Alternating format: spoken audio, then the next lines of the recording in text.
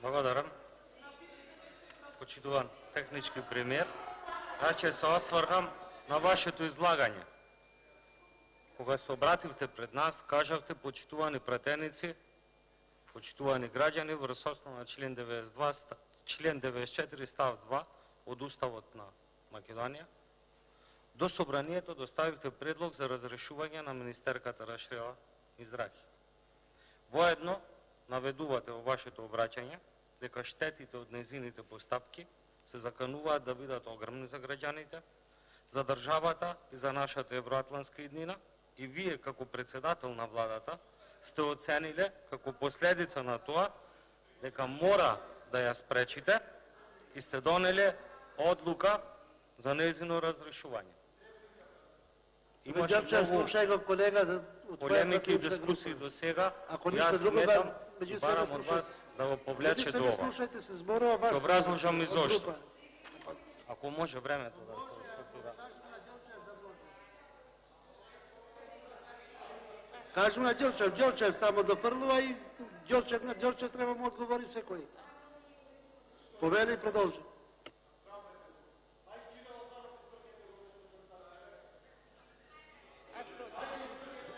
Ѓорчев, колега, ваш си зборува на говорница, а Ѓорчев прекини више. Повели и времето ти оди. Пушти времето. Господине Спасовски, сметам дека вашата постапка е груба демонстрација на сила и ќе го образложам тоа со факти зошто е тоа така. Затоа што имавте посочени многу примери каде што многу министри во вашата влада, и претходната, и сегашната техничката, ги прекршиле токму овие одредби кои што ги наведувате како причина за разрешување на министерката Мизрахи. Затоа, заради вашата неконзистентност, барам од вас да ја повлечете ова одлука. Во спротивно, ќе сметам дека имате двојни стандарди. И ќе го објаснам низ прости примери. Вие до вчера бевте министер за внатрешни работи.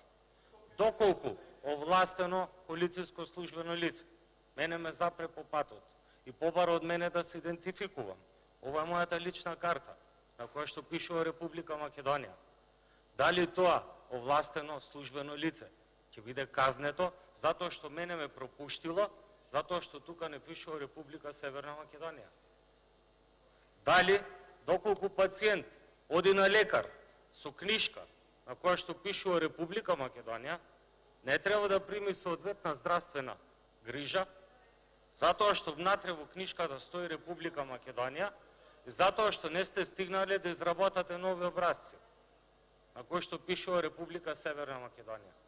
Затоа сметам дека вашето образложение дека таблата била проблем заради која што министерката разрешувате не е издржано. Друга работа, сакам да се осврнам на функционирањето на Министерството за труд и социјална политика.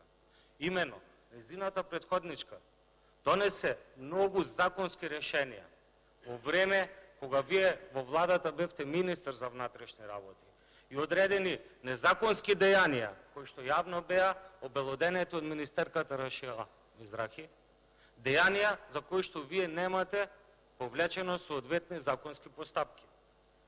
Тоа се дејанија кои што се случиле за време на заседавањето на Економскиот социјален совет. Затоа сметам дека имате двојни аршини. Доколку имате еднаков пристап кон сите, требаше сега да побарате и да ја разрешите вице-премиерката Мила Царовска, затоа што во незиното работење како министерка за труд и социјална политика направила грубо прекршување на законот. Доколку толку ви пречеше таблата, имате дополнителен заменски министер во Министерството за труд и социјала и многу лесно можевте да изменаџирате целата ситуација. Но сакајќи да креирате ситуација каде што сакате да направите една друга слика за ВМРО ДПМН, за членството, за поддржувачите, за министерката, направивте една јавна хајка против неа. Од моите колеги ви беше посочено за 4 дипломатски ноти до сега, зошто не реагиравте јавно и толку бурно на нотите кои што биле до сега упатени кон Република Македонија? Тоа е едното прашање. Другото прашање, доколку сте министер односно технички премиер, кој што постапува согласно законите и уставот. И за вас сите граѓани се исти, бидејќи се борите за едно општество за сите. Зошто не реагирате и не постапите, не побарате пауза на седницава на собрание и да побарате разрешување на министерот за надворешни работи Никола Димитров, затоа што објавил оглас каде што во општите услови стои кандидатот да е државјанин на Република Македонија. Ова е двоен стандард. Но јас ќе ви ја кажам точната вистина зошто ја разрешувате министерката Мизрахи. Затоа што го обелодени скандалот со над 8.000 барања за додолување помош за трето лице, односно туѓа нега, што е познато меѓу народот.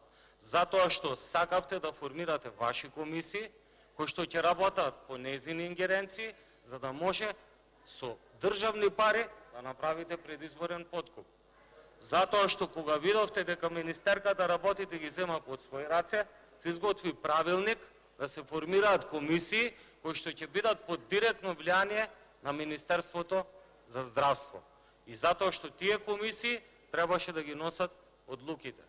Тоа се крупни работи во Министерството за труд и социјала, крупни промени кои што ги направивте, а кои што беа јавно обелоденети. И сметам дека незината реакција и сензибилизација на јавноста околу овие работи допринесе за тоа да биде разрешена. Само чекавте да најдете причина и момент за да биде сменета. Воедно ќе ви кажам за една незина фасцинантна реформа што направи Министерството за труд и социјала и која што ќе доведе сега до блокирање на сите центри за труд и социјала. Имено, министерката воведе интегрирано водење на случај. Што значи тоа? Дека само одреден број на лица, стручни работници, ќе ги водат сите социјални сегменти кои што граѓаните, односно помоши кои што треба да ги користат и сите надлежности од Министерството за труд и социјала што се диспензирани на центрите за труд и социјала, ќе ги решаваат само определен број работници. Ајде, добро. Но што се случува? За да ги извршуваат оваа работа, треба да имаат соодветно образование. А вие што правите?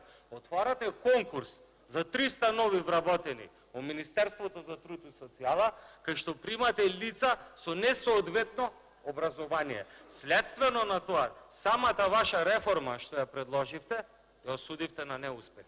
И затоа сметам дека ова е една од клучните причини што сакате да ја разрешите министерката.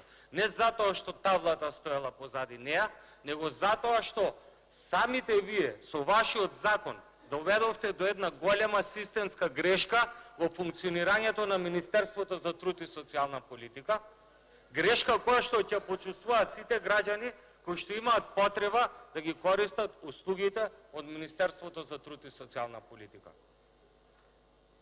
И затоа барам од вас, како технички премиер, како човек за кој што кажувате дека сте еднаков за сите, да ја повлечете вашата одлука, да ги смириме страстите и да оставиме министерката да се изработа работата и доколку има незаконски дејанија да ги обелодени сите и да се постапи по тие незаконски дејанија. И сега да ви кажем друго, господин технички премиер.